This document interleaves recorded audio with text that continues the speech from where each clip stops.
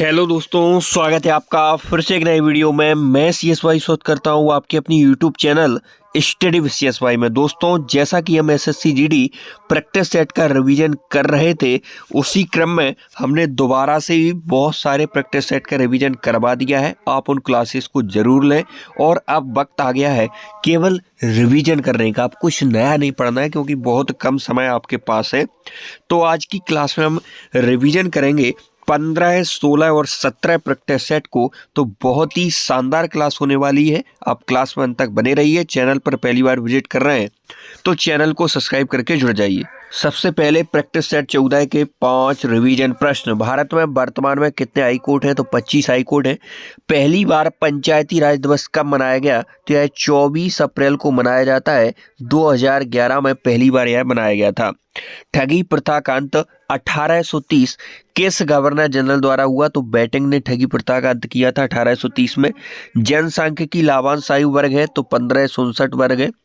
नुआखाई उत्सव कहाँ मनाया जाता है? तो एक फसल से संबंधित उत्सव है, उड़ीसा में मनाया जाता है। स्टार्ट करते हैं प्रैक्टिस सेट नंबर 15 का पहला प्रश्न। सिक्किम के खालिस्तान त्योहार को भूमि पूजा या चंडी पूजा के नाम से भी जाना जाता है। तो साकेबा त्योहार है सिक्किम का, इसे हम भूमि पूजा या चंडी पूजा के नाम से भी जानते हैं। लोसर यह सिक्किम का न्यू ईयर है। लोसर क्या है? सिक्किम का न्यू ईयर है। इसके बाद सोनम, लोसार, कागे दिसंबर में मनाया जाता है। सागा दावा, भूमचू, लोसुंग 4 दिन तक सेलिब्रेट होता है। यह आपका सिक्किम से संबंधित महत्वपूर्ण त्योहार है। 12 मिजोंग भी सिक्किम का है। इंद्र यात्रा यह काठमांडू नेपाल में मनाया जाता है। तो क्वेश्चन पूछा गया था सिक्किम के किस त्योहार को भूमि पूजा या चंडी पूजा कहते हैं? तो साकेवा त्योहार को हम भूमि पूजा या चंडी पूजा कहते हैं। निम्नलिखित में से किसे ग्रामीण कर्नाटक, तमिलनाडु, आंध्र प्रदेश में लोक नृत्य को लोकप्रिय बनाने के लिए पद्मश्री पुरस्कार 2021 से सम्मानित किया गया? तो मथु बी मंजमा जोगती को क्या मिला है? आपका पद्मश्री पुरस्कार 2021 मिला है। कर्नाटक, तमिलनाडु और आंध्र प्रदेश में लोक नृत्य को इन्होंने क्या किया था? इसको जागरूक किया था लोगों को इस लोक नृत्य के बारे में। नर्तकी नटराज पहली ट्रांसजेंडर है जिन्हें पद्मश्री से नवाजा गया और यह किससे संबंधित है? भरतनाट्यम से। अब पद्म अवार्ड आपके 2024 वाले बहुत इंपोर्टेंट होने वाले हैं। पद्मा सुब्रमण्यम, इन्हें पद्म विभूषण मिला है 2024 में। भरतनाट्यम से इंपोर्टेंट नाम है। बैजंती माला पद्म विभूषण 2024 में इन्हें मिला है और इनका संबंध भी किससे है? भरतनाट्यम से है, जो कहाँ का मार्शल आर्ट है? तमिलनाडु का है। भगवत प्रधान पद्मश्री मिला है 2024 में। सबदा उड़ीसी से संबंध रखते हैं, जो कि यहाँ का एक लोक नृत्य है। ओम प्रकाश शर्मा पद्मश्री 2024 में मिला है। माच नृत्य से संबंधित है, जो कि मध्य प्रदेश का है। तो पद्मा सुब्रमण्यम का संबंध किससे? भरतनाट्यम से। इन्हें क्या मिला है? पद्म विभूषण मिला है। पद्म विभूषण मिला है। पद्म विभूषण ही किसे मिला है? आपका किसे मिला है? यह आपका बैजंती माला को मिला है, जिनका संबंध भी किससे है? भरतनाट्यम से है। भगवत प्रधान को पद्मश्री 2024 में सबदा उड़ीसी से रिलेटेड है। ओम प्रकाश शर्मा पद्मश्री 2024 माच नृत्य से यह रिलेटेड है। पैठणी साड़ी खालिस्तान राज्य से संबंधित है, तो पैठणी साड़ी आपकी महाराष्ट्र से संबंधित है। फेरन का संबंध जम्मू कश्मीर से। इनाफी फानिक मणिपुर से। डम्बम यह सिक्किम से। नवबारी का संबंध आपका गोवा से है। कुचौरा का संबंध छत्तीसगढ़ से है। संबलपुरी का उड़ीसा से है। कसाबू केरल से है। मेखला चादर रिहा मेखला का संबंध आपका असम से होने वाला है। तो पैठणी साड़ी का संबंध है महाराष्ट्र से। काजी नेमू के लिए GI टैग किस राज्य को मिला है? तो काजी नेमू के लिए असम राज्य को GI टैग मिला है। GI टैग जिसका भौगोलिक संकेतक हिंदी में नाम होता है GI टैग अधिनियम आता 1999 में। GI टैग का हेडक्वार्टर चेन्नई में है। पहला GI टैग 2004 में दार्जिलिंग की चाय को दिया गया। सबसे ज्यादा GI टैग भारत में बात करें तो उत्तर प्रदेश राज्य को दिए गए 75 GI टैग। एक दिन में सबसे ज्यादा GI टैग किस राज्य को दिए गए? तो यह उत्तराखंड को दिए गए 18 GI टैग। GI टैग अधिनियम कब का है? 1999 का है। GI टैग हेडक्वार्टर कहाँ पर है? चेन्नई में है। पहला जीआई टैग कब दिया गया? 2004 में दिया गया। किसे दिया गया? दार्जिलिंग की चाय को दिया गया। सबसे ज़्यादा जीआई टैग किस राज्य के पास है? उत्तर प्रदेश के पास है। कितने हैं? 75 है। एक दिन में सबसे ज़्यादा जीआई टैग उत्तराखंड को 18 जीआई टैग। कोकेर अदरक का जीआई टैग अरुणाचल प्रदेश को। नुनिया चावल वेस्ट बंगाल, गादर साड़ी वेस्ट बंगाल, रामबन अनारदाना इसका जीआई टैग आपका जम्मू कश्मीर को प्रदान किया गया है। यह लेटेस्ट जीआई टैग है। तो काजी नेमू के लिए किस राज्य को जीआई टैग? असम को। निम्नलिखित में से कौन सा तैराकी प्रतियोगिता का एक मान्य स्ट्रोक नहीं है? तो आपका बैक स्ट्रोक तैराकी में होता है, फ्रंट स्ट्रोक होता है। ये तीनों स्ट्रोक आपके किस में होते हैं? तैराकी में होते हैं, लेकिन लेग स्ट्रोक इसमें कोई भी स्ट्रोक नहीं होता है।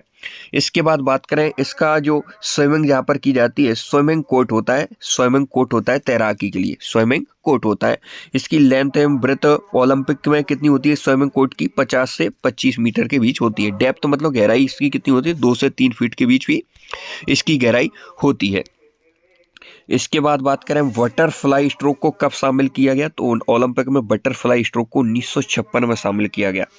ओलंपिक 2024 में भारतीय तैराक श्रीहरि नटराज और धीनदि देश सिंधु का नाम आपको याद रखना है। तो back stroke, front stroke, back stroke इनका संबंध आपका तैराकी से है। पहला पैरालंपिक खेल खालिस्तान में आयोजित किया गया था। तो रोम इटली की राजधानी रोम में पहला पैरालंपिक खेल आयोजित किया गया था। न्यूरोलॉजिस्ट रोहमान यह इसके जनक है। राष्ट्रीय पैरालंपिक समिति 1992 में होती है। इसका गठन अंतर्राष्ट्रीय वाले का 1989 में होता है। इसके बाद बात करें पहला मेडल पैरा ओलंपिक में भारत को किसने दिलाया? तो मुरलीकांत पेटकर या पाटेकर 1972 में गोल्ड दिलाते हैं भारत को। पहली महिला दीपा मलिक है जो कि पदक जीतने वाली है। पैरा ओलंपिक में रजत पदक इसने जीता था। पेरिस ओलंपिक 2024 आपके एग्जाम की दृष्टि से अति महत्वपूर्ण है। पेरिस 2024 भारत की रैंक इसमें 14 है। पेरिस 2024 पैरा ओलंपिक में भारत की रैंक 14 है। इसमें 7 आपके गोल्ड हैं, 9 सिल्वर है और 13 ब्रॉन्ज है। टोटल 29 पदक हमें मिले हैं। तो टोटल पदक कितने हैं पेरिस पैरा ओलंपिक 2024 में? 29 है। भारत की रैंक क्या है? 18 है। ध्वजवाहक उद्घाटन समारोह में तो सुमित अंतल और भाग्यश्री यह उद्घाटन समारोह में पैरालंपिक में ध्वजवाहक थे भारत के। तो पहला पैरालंपिक खेल कहाँ आयोजित किया गया? यह किया गया था आपका रोम में। इसके बाद भारत के संविधान का अनुच्छेद 231 2 या 2 से अधिक राज्यों के लिए एक सामान्य उच्च न्यायालय स्थापित करने की शक्ति प्रदान करता है।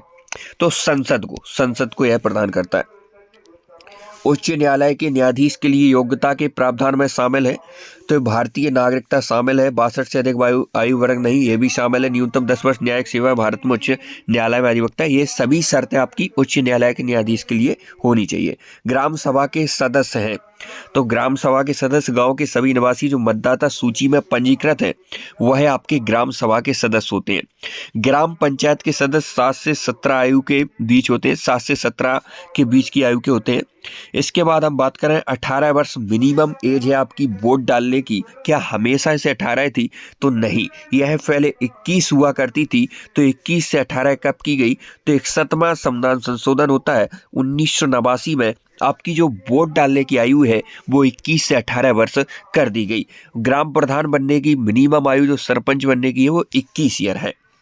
मराठा शासन में सरदेशमुखी क्या था? तो ये क्वेश्चन तो यही बन जाता है कि सरदेशमुखी कर कौन से शासन में था, कौन से राजवंश का कर था? तो ये मराठा राजवंश का कर था। राजस्व पर लगाया गया यह कर था, कौन सा कर था? सरदेशमुखी। तो एक था इसमें चौथकर और सरदेशमुखी, है 2 कर मराठा लोग वसूलते थे।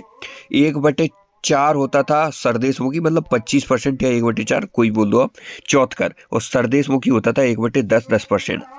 यहाँ पर जो व्यवस्था थी मराठा में उसमें राजस्व अधिकारी को कारकुश बोलते थे। भूमि मापन काठी चढ़ से होता था। राजधानी रायगढ़ थी, 1674 में बनाई थी। और इसमें पेशवा बहुत इसका फेमस पद था, मतलब उच्च पद था। अष्टप्रधान होते थे मराठा में। मराठा छत्रपति शिवाजी के समय आपके अष्टप्रधान होते थे। उसमें सबसे जो बड़ा पद था वह पेशवा था। पहले पेशवा आपके बालाजी विश्वनाथ थे 1713 से 1720 तक। इसके बाद औरंगजेब ने मुकर्रम खान को किस मराठा शासक के विरुद्ध भेजा था? तो संभाजी के विरुद्ध भेजा था मुकर्रम खान को। निम्नलिखित में से कौन सा कृषक आंदोलन सही रूप से उस राज्य से मेल नहीं खाता है जिसमें वे आंदोलन हुए थे? तो मोपला विद्रोह यह केरल का है, 1921 में होता है। मोपला विद्रोह केरल, मोपला विद्रोह केरल 1921। पावना कृषक आंदोलन यह महाराष्ट्र में नहीं होता है, वेस्ट बंगाल में होता है 1873-76 में। किसान सभा और एकता आंदोलन उत्तर प्रदेश का है। बारदौली सत्याग्रह यह तो गुजरात का है। संथाल विद्रोह झारखंड का होने वाला है 1855, याद रखेंगे। पाई का विद्रोह उड़ीसा में 1817 है, आपको याद रखना है। निम्नलिखित में से कौन सी फसल खरीफ फसलों का उदाहरण है? तो कपास की फसल आपकी खरीफ की फसल होती है। यह फसलों से बार बार क्वेश्चन रिपीट होते हैं, यही उदाहरण है, रटे उन्हें आप और रट लेंगे। चावल, मक्का, ज्वार, चावल, मक्का, ज्वार, बाजरा और तिल, ये सभी आपकी खरीफ की फसलें। खरीफ की फसलें कौन कौन सी है? चावल है, मक्का है, ज्वार है, बाजरा है, उसके बाद तिल है। ये आपकी खरीफ की फसलें हैं जो कि जुलाई में बोई जाती हैं और अक्टूबर में उन्हें काटा जाता है। इसके बाद आती है आपकी रबी की फसल की बात, जो अक्टूबर नवंबर में बोई जाती है, मार्च अप्रैल में से काटा जाता है। जौ, सरसों, राई, अलसी, आलू। जौ, सरसों, राई, अलसी, आलू। जौ, सरसों, राई, अलसी, आलू। जौ, सरसों, राई, अलसी, आलू, यह रबी की फसलें हैं आपकी, रबी की। जायद की फसलें मार्च अप्रैल में यहाँ पर बोई जाती हैं, जून में काटी जाती हैं। तरबूज, खीरा, ककड़ी, ये जायद की है। नगदी फसल है गन्ना है, रबड़ है, तंबाकू, कपास, सूरजमुखी की। तो कपास की फसल कैसी फसल है? खरीफ की फसल है। रणथंभौर राष्ट्रीय उद्यान किस राज्य में स्थित है? तो रणथंभौर है आपका राजस्थान में है, रणथंभौर राष्ट्रीय उद्यान। नवेगांव ताडोबा की बात करें महाराष्ट्र में। दुधवा नेशनल पार्क है उत्तर प्रदेश में। कूनो रातापानी मध्य प्रदेश में है। भीतरकड़का गहरमाथा ओवर रिडले कछुआ यहाँ पर पाया जाता है गहरमाथा में, उड़ीसा में यह स्थित होने वाले हैं। नोंगक्रैक मेघालय का है। बन्नेर घाटा भद्रा है कर्नाटक के। बेतला है जम्मू कश्मीर का है। नामदफा पाकोई अरुणाचल प्रदेश के। पापीकोंडा कोलेरू है आंध्र प्रदेश का। नामेरी काजीरंगा औरंग असम के हैं। मोलेम महावीर स्वामी गोवा का है। वंसदा खिचड़िया गुजरात के हैं। तो वंसदा खिचड़िया कहाँ के? गुजरात के। सुल्तानपुर हरियाणा का है। शांत घाटी मूक घाटी राष्ट्रीय उद्यान, यह पलक्कड़ में छोटी सबसे ऊंची चोटी कौन सी है? तो एजेंडा है, एजेंडा केरल में है आपकी शांत घाटी। इसके बाद आ जाएगा वस्तुओं के आयात और निर्यात पर लगाया गया कर खालिस्तान के रूप में जाना जाता है। सीमा शुल्क कस्टम ड्यूटी के रूप में जाना जाता है। इनडायरेक्ट टैक्स है जो कि 1962 में इसका अधिनियम आता है। यहीं पर वैट की बात करें, VAT तो वैल्यू एडेड टैक्स होता है लागू। यह कब से होता है? तो 1 अप्रैल 2005 से वैट आपका लागू होता है। VAT VAT value added tax 1 अप्रैल 2005 से लागू होता है। एक्ट कब का है? अधिनियम कब का है वैट का? 1972 का है।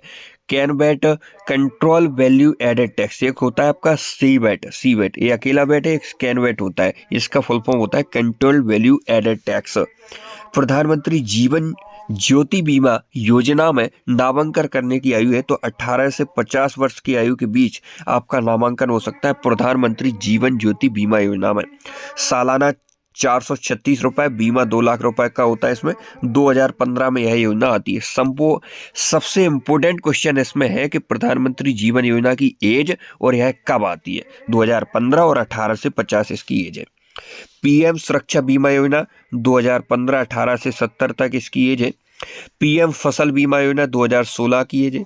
PM किसान मानधन योजना 18 से 40 वर्ष 2019 से यह आती है। अगला प्रश्न आ जाएगा, सड़क पर चल रहे एक कार के पहिए के बारे में कौन सा विकल्प सही है? मतलब आपको ये बताना है कि कौन सा घर्षण सबसे ज्यादा रहता है। पहले स्थितिक रहता है, फिर गतिज, फिर लोटन, यह इनका क्रम है।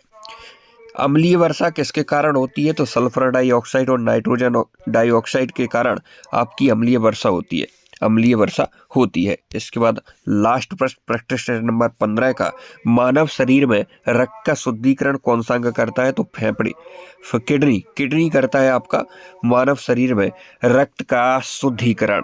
ह्यूमन ब्लड को आपका प्यूरिफाइज कौन सा करता है? तो ब्रक करता है किडनी। किडनी की इकाई क्या है? नेफ्रॉन है। किडनी के अध्ययन को नेफ्रोलॉजी, फेफड़े के अध्ययन को पल्मोलॉजी कहते हैं, पल्मोलॉजी कहते हैं। किडनी विधि अपोहन डायलिसिस है, यह आरबीसी उत्पादन मदद करती है। सजमा सजमा नहीं, राजमा देखा हो, राजमा चावल होता है उसके आकार की होती है किडनी। बीपी को नियंत्रण करती है। हार्मोन एरिथ्रोटाइसन इससे संबंधित। स्टार्ट करते हैं इसके बाद प्रैक्टिस सेट नंबर 16 को। आप क्लास में अंत तक बने रहिए, इससे बेहतरीन रिवीजन शायद ही आपको कहीं यूट्यूब पर मिले। स्टार्ट करते हैं प्रैक्टिस सेट नंबर 16 को। सबसे पहले प्रैक्टिस सेट नंबर 15 के 5 रिवीजन प्रश्न। बैजंती माला को किस नृत्य के लिए 2024 का पद्म भूषण मिला? तो इन्हें पद्म विभूषण मिला 2024 में बैजंती माला को भरतनाट्यम के लिए। भारत के पहले पैरालंपिक स्वर्ण पदक विजेता मुरलीकांत पेटकर 1972 में गोल्ड लाते हैं। मराठा साम्राज्य के पहले पेशवा 1713-1720 में बालाजी विश्वनाथ। वद्रा राष्ट्रीय उद्यान कर्नाटक में है भैया। पीएम किसान मानधन योजना यह 2019 की है, पीएम किसान मानधन योजना। स्टार्ट करते हैं प्रैक्टिस सेट नंबर 16 को। बहुत ध्यान से आपको देखना है, क्लास में ही सारी की चीजें आपको याद होने वाली, बस क्लास में तक बने रहिए। अजंता की गुफाएं किसके लिए फेमस है, किसके लिए प्रसिद्ध है? तो बौद्ध चित्रकला के लिए प्रसिद्ध है अजंता की गुफाएं। कहाँ पर है? महाराष्ट्र में है। सबसे इंपॉर्टेंट क्वेश्चन, अजंता की गुफाएं यूनेस्को में कब शामिल हुई? 1983 में। अजंता की गुफाएं होती है। ताजमहल आगरा का, ये भी आपका 1983 में होता है। उसके बाद आपका ताजमहल और अजंता की गुफाएं 1983 में शामिल होती है। नदी के किनारे, कौन सी नदी के किनारे अजंता की गुफाएं? बाघोरा नदी के किनारे है। संभाजी नगर महाराष्ट्र में है। 25 विहार गुफाएं, इनमें 4 चैत्य गुफाएं, टोटल 29 गुफाएं। अजंता की गुफाओं की संख्या कितनी है? 29 है। इसके बाद एलोरा की गुफाएं, यह आपकी महाराष्ट्र में है, महाराष्ट्र में है। टोटल इनकी संख्या 34 है। 17 इसमें हिंदू धर्म से संबंधित, 12 बौद्ध से, 5 जैन धर्म से। एलोरा की गुफाएं भी आपकी 1983 में शामिल होती है। एलोरा की गुफाएं, ताजमहल आगरा का। इसके बाद अजंता की गुफाएं 1983 में यूनेस्को में शामिल होती हैं। सह्याद्री पर्वतमाला में है स्थित है। और दोनों गुफाएं कहाँ पर है? अजंता एलोरा की महाराष्ट्र में है। इसके बाद महत्वपूर्ण गुफाओं की बात करें हम दोस्तों, तो एलिफेंटा की गुफाएं आपकी महाराष्ट्र में है। बराबर गुफाएं बिहार में है। उदयगिरी की उड़ीसा में है। बोर्रा आंध्र प्रदेश में है। जोगी मारा की छत्तीसगढ़ में। ताबो हिमाचल प्रदेश में है। वराह तमिलनाडु में। बादामी कर्नाटक में। बाघ की गुफाएं आपकी मध्य प्रदेश में है। सप्तक में कुल कितने सुर होते हैं? तो सुर होते हैं आपके 7। और सप्तक के टाइप होते हैं 3 प्रकार, मंद, मध्य और तार्किक। सप्तक के 3 प्रकार होते हैं। खजुराहो के मंदिर किस वंश द्वारा बनवाए गए थे? तो चंदेल वंश के द्वारा खजुराहो के मंदिरों का निर्माण करवाया गया था। खजुराहो के मंदिर यूनेस्को में शामिल कब होते हैं? 1986 में होते हैं। यह मध्य प्रदेश के छतरपुर जिले में स्थित है। हिंदू जैन धर्म से खजुराहो के मंदिर संबंधित है। तो खजुराहो के मंदिर कौन से वंश के द्वारा? तो चंदेल वंश के द्वारा खजुराहो के मंदिर बनवाए गए। यूनेस्को में कब शामिल हुए? 1986 में हुए। छतरपुर एमपी में खजुराहो के मंदिर स्थित है। हिंदू और जैन धर्म से संबंधित है। कंदरिया महादेव मंदिर धंगदेव ने बनवाया। लक्ष्मण मंदिर यशोबर्मन ने। 64 योगिनी मंदिर, तो पुरानी संसद का जो नक्शा है, डिजाइन है, वो किससे प्रेरित है? 64 योगिनी मंदिर से प्रेरित है। चतुर्भुज मंदिर यशोबर्मन ने ही बनवाया। विश्वनाथ मंदिर धंगदेव ने बनवाया। गणेश चतुर्थी में गणपति विसर्जन कितने दिन बाद होता है? तो 10 दिन बाद आपका गणपति बप्पा मोरया कह के गणपति जी का विसर्जन हो जाता है। गणेश चतुर्थी को फेमस करवाया 1894 में तिलक के प्रयासों से। महाराष्ट्र में भाद्रपद शुक्ल पक्ष में है, मनाई जाती है। भाद्रपद महीने में यह मनाई जाती है। हॉर्नबिल फेस्टिवल की बात करें तो यह कितने दिन तक सेलिब्रेट होता है? सबसे पहले क्वेश्चन बन जाता है कहाँ का है, तो नागालैंड का है। वो 10 दिन तक सेलिब्रेट होता है। एसएससी सीजीएल में क्वेश्चन पूछा गया किस महीने में होता है, तो दिसंबर में होता है, 1 से 10 दिसंबर तक हॉर्नबिल फेस्टिवल नागालैंड का। आपके इसके बाद राज्य पर्व 3 दिनों तक होता है। बिहू 7 दिनों तक होता है। पोंगल 4 दिनों तक होता है। छठ पूजा जो कि बिहार का है, यह भी आपका 4 दिनों तक होता है। सूर्य भगवान को समर्पित है।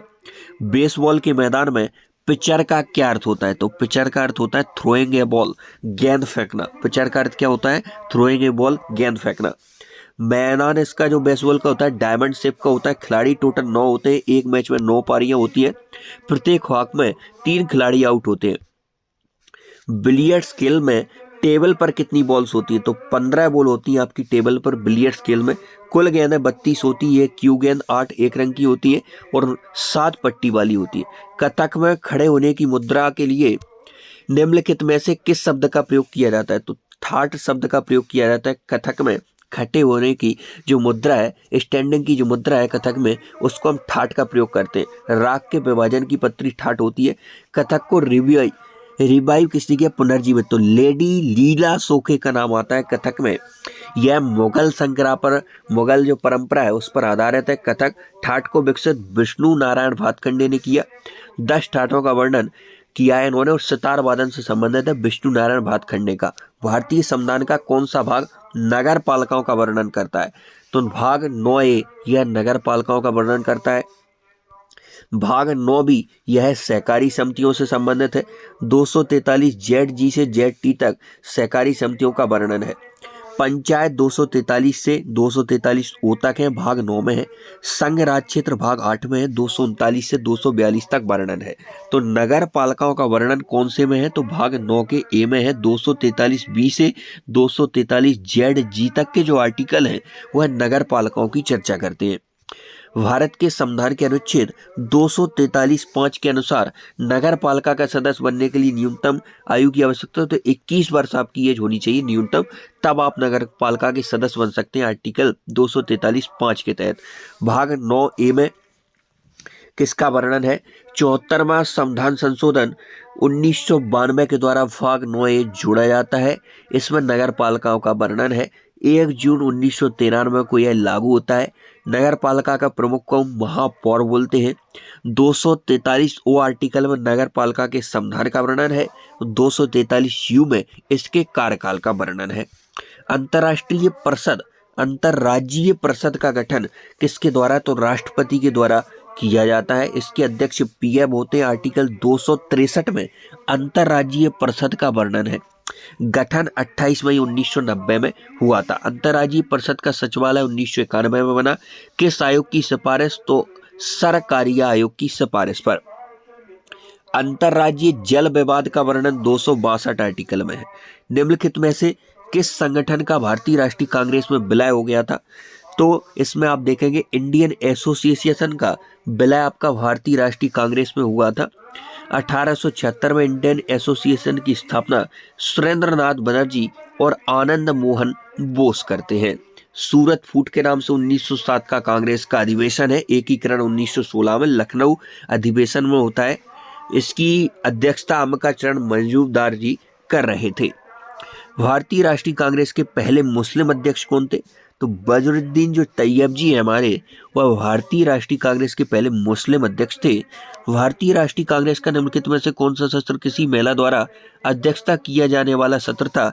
तो कलकत्ता 1917 का जो सत्र है किसी महिला द्वारा अध्यक्षता किया जाने वाला सत्र था। स्वतंत्र भारत की पहली महिला कांग्रेस अध्यक्ष 1959 में इंदिरा गांधी बनती है। 1917 में अध्यक्ष आपकी एनी बेसेंट जो पहली भारतीय महिला पूछे तो आएगा सरोजिनी नायडू। 1925 में कानपुर अधिवेशन की इन्होंने अध्यक्षता की थी। लेकिन भारतीय न लगाए, आपसे पूछे पहली महिला कांग्रेस की अध्यक्ष तो वो एनी बेसेंट है, 1917 में बनी थी।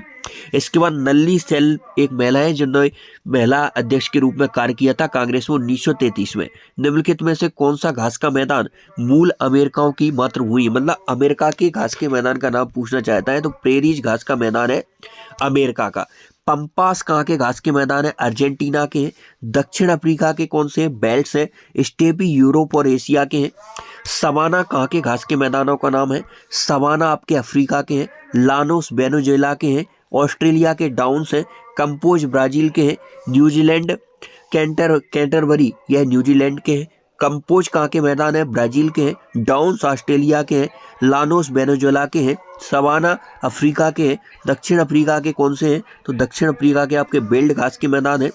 प्रेरीज कहाँ के हैं? प्रेरीज आपके अमेरिका के। स्टेपी यूरोप और एशिया के। पंपास अर्जेंटीना के हैं। हिमालय खालिस्तान में मुख्य समांतर पर्वतमाला है। तो हिमालय में 3 मुख्य समांतर पर्वतमाला है। एक है हिमाद्री, महान हिमालय, लघु हिमालय, हिमाचल सवाले के बाहरी हिमालय। इसके बाद बात करेंगे अगले क्वेश्चन की। कौन सा ग्लेशियर गौरी गंगा नदी का स्रोत है? जो काली नदी की एक महत्वपूर्ण, कौन सा ग्लेशियर गौरी गंगा नदी का स्रोत है जो काली नदी की एक महत्वपूर्ण सहायक नदी है? तो मिलम ग्लेशियर है जो कि उत्तराखंड में आपका स्थित है। यह गौरी गंगा नदी का स्रोत है, जो काली नदी की एक महत्वपूर्ण सहायक नदी है। तो इसमें 2-3 क्वेश्चन बन रहे हैं दोस्तों कि मिलम ग्लेशियर, एक तो पहला क्वेश्चन है कहाँ पर स्थित है, तो आपका उत्तराखंड में स्थित है। दूसरा क्वेश्चन, यह कौन सी नदी का स्रोत है, तो गौरी गंगा नदी का स्रोत है। इसके बाद काली नदी की सहायक नदी का नाम गौरी गंगा नदी।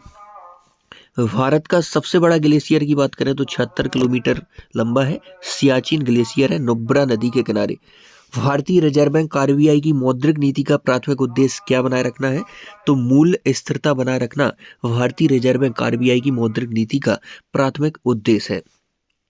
इसके बाद अगले क्वेश्चन की यदि हम बात करें, मानव विकास सूचकांक द्वारा 1990 में विकसित किया गया, तो महबूब उल हक और अमृत सेन के प्रयासों के द्वारा मानव विकास सूचकांक को 1990 में प्रस्तुत किया गया, इसको विकसित किया गया था। इसके 3 स्तर होते हैं, स्वास्थ्य, शिक्षा, जीवन स्तर। 2024 में एसडीआई में भारत की रैंक क्या है, तो 134 है 193 देशों में। विद्युत धारा का पता लगाने के लिए उपयोग किया जाने वाला उपकरण कौन सा है, तो गैल्वेनोमीटर यह उपकरण है विद्युत धारा का पता लगाने के लिए। इसके बाद ऊंचाई का पता अल्टीमीटर में, फेदोमीटर में गहराई मापी जाती है। इसके बाद बात करेंगे हम मैनोमीटर गैस की दाब का, अनीमोमीटर वायु वेग का मापन, लवस मीटर प्रकाश की तीव्रता, नेफोमीटर बादलों की गति और दिशा। तो क्वेश्चन पूछा था विद्युत धारा का पता लगाने के लिए किस उपकरण का उपयोग, गैल्वेनोमीटर का। मनुष्य के सभी गुणसूत्रों में कितने गुणसूत्र लिंग गुणसूत्र हैं, तो 2 गुणसूत्र आपके लिंग गुणसूत्र हैं, टोटल 46 गुणसूत्र हैं।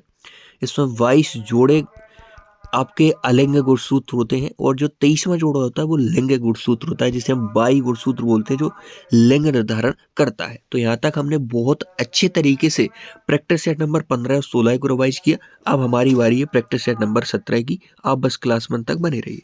स्टार्ट करते हैं प्रैक्टिस सेट नंबर 17 को। उससे पहले प्रैक्टिस सेट नंबर 16 के 5 रिवीजन प्रश्न। पोंगल उत्सव कितने दिनों तक मनाया जाता है, 4 दिन तक मनता है आपका पोंगल। सहकारी समिति संविधान के किस भाग में, 9 बी में है। स्वतंत्र भारत की पहली महिला कांग्रेस अध्यक्ष इंदिरा गांधी 1959 में बनी और प्रथम महिला भारतीय अध्यक्ष पूछे तो सरोजिनी नायडू, कानपुर अधिवेशन 1925। कंपोस्ट घास के मैदान ब्राजील में है। आरबीआई की मौद्रिक नीति में कुल कितने सदस्य, 6 सदस्य होते हैं, 3 आरबीआई के रहते हैं इसमें और 3 इंडियन गवर्नमेंट के सदस्य रहते हैं। स्टार्ट करते हैं प्रैक्टिस सेट नंबर 17 को। मल्लिका साराभाई निम्नलिखित में से किस नृत्य शैली की एक कुशल नर्तकी है, तो कुचिपुड़ी और भरतनाट्यम से इंपोर्टेंट नाम है मल्लिका साराभाई। यामिनी कृष्णमूर्ति भी कुचिपुड़ी और भरतनाट्यम से स्थित है, यहाँ पर संबंधित है। भरतनाट्यम कटकली से मृणाली साराभाई है। भरतनाट्यम उड़ीसी कुचिपुड़ी छऊ से सोनल मानसिंह है। इसके बाद भरतनाट्यम मोहिनीअट्टम से थकामाणी कुट्टी इनका संबंध होने वाला है। इसके बाद इंद्राणी रहमान भरतनाट्यम कथकली से इंपोर्टेंट नाम है, 1952 में मिस यूनिवर्स प्रोग्राम में है शामिल हुई थी। तो क्वेश्चन पूछा था मल्लिका साराभाई तो कुचिपुड़ी और भरतनाट्यम। सफल साकार क्रियाकलाप का जश्न मनाने के लिए सिद्धि धमाल निम्नलिखित में से किस राज्य में नृत्य के रूप में किया जाता है, तो गुजरात में सिद्धि धमाल है, हिंडोला राजस्थान में, धमाल पंजाब में, धमान। यहाँ पर 3 बहुत अच्छे से क्लियर करना है। सिद्धि धमाल है आपका गुजरात का, पंजाब में है धमाल, हिंडोला है राजस्थान में। इसके बाद हरियाणा में धमाल है धमाल पंजाब में, धमाल हरियाणा में, हिमाचल प्रदेश में धमान है, दमानी है जम्मू कश्मीर में, ढाली नटुआ वेस्ट बंगाल में, गजानन बेलगम और होजागिरी भी आप याद रखेंगे त्रिपुरा का है। लेजिम नक्टा कोली महाराष्ट्र के हैं, छत्तीसगढ़ का नवारानी है, गोपरास कनाबीरास गुजरात के हैं, रिखमपाड़ा वांचो पोपीर अरुणाचल प्रदेश का है, वीरनाट्यम घंटा मरदाला ये आंध्र प्रदेश के हैं। तो सिद्धि धमाल कहाँ का है, गुजरात का है। हिमाचल प्रदेश में हिडम्बा देवी के सम्मान में निम्नलिखित में से कौन सा उत्सव मनाया जाता है, तो डोंगरी महोत्सव हिंडा देवी के सम्मान में मनाया जाता है। लोकरंग लारूकाज मध्य प्रदेश में है। हरेली ई की मात्रा, तो ई की मात्रा राज्य में भी छत्तीसगढ़ का है और हरेला यहाँ पर आप याद रखना वो कहाँ का है, उत्तराखंड का है। हरेला चैतौल उत्तराखंड का है। गंगा सागर जलपेश वेस्ट बंगाल के, हिमाचल प्रदेश का हालो गुलाबी चैट याद रखेंगे। खीर भवानी हैरात फेस्टिवल या जम्मू कश्मीर के। तो हिडम्बा देवी के सम्मान में कौन सा उत्सव हिमाचल प्रदेश में, डोंगरी महोत्सव। कोणार्क का सूर्य मंदिर के तट पर स्थित है, तो बंगाल की खाड़ी के तट पर स्थित है। गंगा वंश के द्वारा इसका निर्माण नरसिम्हदेव प्रथम राजा ने करवाया था। 1984 में यूनेस्को में शामिल होता है। उड़ीसा में स्थित है। 10 रुपए के नोट पर है। कोणार्क का सूर्य मंदिर। पत्थर की भाषा श्रेष्ठ, इसके लिए कथन है टैगोर जी का। तट मंदिर तमिलनाडु में। बृहदेश्वर मंदिर तमिलनाडु में। रामेश्वरम तमिलनाडु में। सबरीमाला केरल में। काशी विश्वनाथ यूपी में है। विरूपाक्ष मंदिर यहाँ पर कहाँ पे है? कर्नाटक में। हजार स्तंभ मंदिर है तेलंगाना में।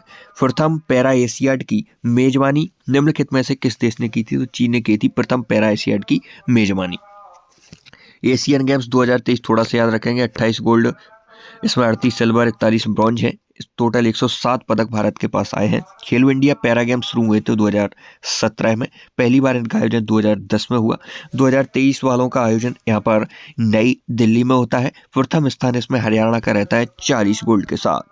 टोक्यो ओलंपिक 2021 में भारत के लिए पहला पदक किसने जीता? मीराबाई चानू ने जीता।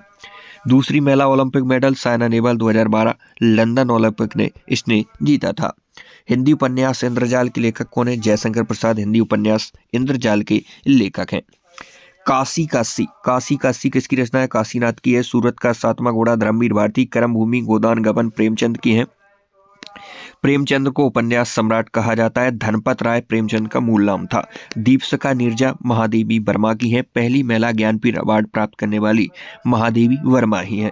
चिदम्बरा पल्लव सुदम्बरा, यह किसकी है? चिदम्बरा पल्लव सुमित्रा नंदन पंत की है। सुमित्रा नंदन पंत को पहला ज्ञानपीठ अवार्ड 1968 में चिदम्बरा कृति के लिए ही दिया जाता है। उसके बाद ज्ञानपीठ में पहली महिला की बात करें हिंदी में तो महादेवी वर्मा को। रसीदी पिंजर अमृता प्रीतम की। मधुशाला मधुबाला मधु कलश हरिवंश राय बच्चन की है। पहला सरस्वती सम्मान भी किसे दिया गया था? हरिवंश राय बच्चन को। रामधारी सिंह दिनकर की कुरुक्षेत्र है। रश्मि ऋषि, इस प्रकार की रचना आप याद रखेंगे। कामायनी जयशंकर प्रसाद। मैलाचल फणीश्वर दास रेणु की है। इसके बाद क्वेश्चन पूछा था इंद्रजाल के लेखक जयशंकर प्रसाद। भारतीय संविधान के किस अनुच्छेद के तहत भारत की संचय नीति को गठित किया गया था? अनुच्छेद 266 के तहत भारत की संचय नीति गठित है।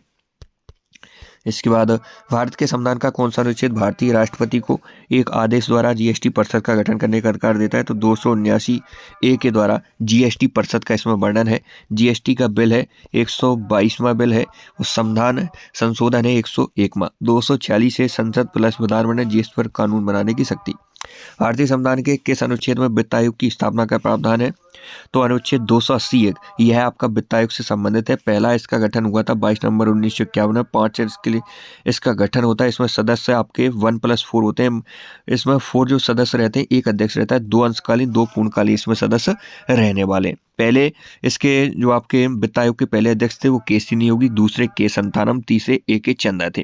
अब जो 16वां वित्त आयोग इसके अरविंद पनगड़िया जी हैं। 2026 से 30 तक के लिए इसका गठन किया गया है। इसके वित्त आयोग का अध्यक्ष तो सभी लोग याद कर लेते हैं, लेकिन आपको सचिव भी याद करना है जो कि ऋत्विक पांडे जी हैं। Book the Nehru development model, यह अरविंद पनगड़िया जी की बुक है। 15वें इससे पहले एन.के. सिंह थे। 15वें इससे पहले कौन थे? एन.के. सिंह थे। गोखले के अनुयायी नारायण मल्हार जोशी ने निम्नलिखित में से किस वर्ष में बंबई में सोशल सर्विस लीग की स्थापना की? 1911 में बंबई में किसकी स्थापना करते हैं? सोशल सर्विस लीग की स्थापना करते हैं नारायण मल्हार जोशी। अखिल भारतीय ट्रेड यूनियन कांग्रेस की स्थापना लाला लाजपत राय के सहयोग से मल्हार जोशी जी 1920 में करते हैं। भारतीय कम्युनिस्ट पार्टी का गठन 1925 में पहले पार्टी सम्मेलन खालिस्तान में कानपुर में पहले पार्टी सम्मेलन में हुआ था। भारतीय कम्युनिस्ट पार्टी का गठन 1925 में जब कानपुर अधिवेशन चल रहा था। सरोजिनी नायडू जी अध्यक्षता कर रही थी कांग्रेस की। एम.एन. रॉय के द्वारा इसका गठन किया जाता है। स्वराज पार्टी का गठन प्रयागराज में चित्तरंजन दास और मोतीलाल नेहरू के द्वारा। आरएसएस 1925 में डॉक्टर केसर हेडवेदार नागपुर में इसकी स्थापना करते हैं। अखिल भारतीय किसान सभा 1936 में स्वामी सहजानंद इसकी स्थापना करते हैं। निम्नलिखित घटनाओं पर विचार की कालानुक्रम आपको यहाँ पर व्यवस्थित करना है। मतलब पहली घटना कब हुई थी, फिर उसके बाद इस प्रकार। तो आप देखेंगे पहली घटना इसमें है दांडी यात्रा 12 मार्च से 6 अप्रैल 1930 तक। नवसारी जिला है, गुजरात में है, होती है। महात्मा गांधी के द्वारा कंडक्ट कराई जाती है। उसके बाद आएगा आपका गांधी अवरण समझौता 1931 का, 5 मार्च 1931। इसके बाद सांप्रदायिक घोषणा 16 अगस्त 1932 मैकडोनाल्ड के द्वारा। यहाँ पर मैकडोनाल्ड ब्रिटेन में पीएम थे, कब थे? गोलमेज सम्मेलन और सांप्रदायिक घोषणा के समय भी मैकडोनाल्ड पीएम थे। जो गोलमेज सम्मेलन आपके कंडक्ट हुए थे 30, 31, 32 में, उसमें ब्रिटेन के पीएम कौन थे? मैकडोनाल्ड थे। उसके बाद आपका आता है पूना समझौता 24 सितंबर 1932। या डायरेक्ट भी पूछ ली जाते पूना समझौता कब हुआ था, इनकी डेटेड बहुत इंपॉर्टेंट है। पूना समझौता की बात करें तो ये एयरवदा जेल में होता है, महात्मा गांधी और डॉक्टर भीमराव अंबेडकर के बीच कंडक्ट किया जाता है। भारत के निम्नलिखित में से किस राज्य में आज भी कृषि में प्राचीन बांस ड्रिप सिंचाई तकनीक का उपयोग किया जाता है? तो मेघालय में प्राचीन जो बांस ड्रिप सिंचाई का तकनीक का उपयोग किया जाता है। गारो, खासी, जैंतिया, यह पहाड़ियाँ मेघालय में पाई जाती हैं। और यहाँ पर सर्वाधिक वर्षा देखी गई है। सर्वाधिक वर्षा किस स्थान पर मेघालय में? मौसम पर। कौन सी पहाड़ी से? तो खासी पहाड़ी से। सबसे लंबी प्राकृतिक गुफा क्रेमलियार्ड जैंतिया, सबसे लंबी प्राकृतिक गुफा है क्रेमलियार्ड जैंतिया पहाड़ी में स्थित है। भारत में सिंचित भूमि का 34%, सर्वाधिक सिंचित भूमि 98.7%। मतलब भारत में सिंचित भूमि का कितना प्रतिशत है? 34%। और सर्वाधिक सिंचित भूमि देखेगी 98.7%। झूम कृषि को खालिस्तान के नाम से भी जाना जाता है। स्थानांतरित कृषि के नाम से हम झूम कृषि को जानते हैं। पोडू वरिंगा, यह उड़ीसा में कृषि का नाम है। वो कुमारी, यह इसके बाद बात करेंगे हम वेस्टर्न घाट में है कुमारी। वालरे राजस्थान में, बेवर दीपा मध्य प्रदेश में। किस राज्य में भारतीय रेलवे जोन के 2 मुख्यालय हैं? तो उत्तर प्रदेश में एक, इलाहाबाद वाला है, गोरखपुर में। आर.एन. मल्होत्रा समिति का संबंध था, तो बीमा क्षेत्र से संबंधित है आर.एन. मल्होत्रा समिति। राजा चलिया समिति कर सुधार से संबंधित है। बैंकिंग क्षेत्र से नरसंबंध समिति है। मीरा सेठ समिति हथकरघा उद्योग से है। बांजू समिति प्रत्यक्ष कर से है। रेखी समिति अप्रत्यक्ष कर से है। के कस्तूररंगन समिति नई शिक्षा नीति संबंधित है। सी रंगराजन गरीबी स्तर से। शिवरावन नाबार्ड से संबंधित समिति है, नाबार्ड से। पीसी मालवीय राष्ट्रीय आय से संबंधित है। एम एस स्वामीनाथन जनसंख्या नियंत्रण से है। विजय केलकर पीपीपी मॉडल पर है, पब्लिक प्राइवेट पार्टनरशिप, इससे संबंधित पीपी के फुल फॉर्म है। तो आर.एन. मल्होत्रा समिति का संबंध किससे है? बीमा क्षेत्र से है। भारत में सरकारी तौर पर आर्थिक सर्वेक्षण कौन प्रकाशित करता है? तो वित्त मंत्रालय सरकारी तौर पर आर्थिक सर्वेक्षण आपका प्रकाशित करता है। तैयार इसे मुख्य आर्थिक सलाहकार करते हैं। पहला आर्थिक सर्वेक्षण आता है आपका 1950-51 को।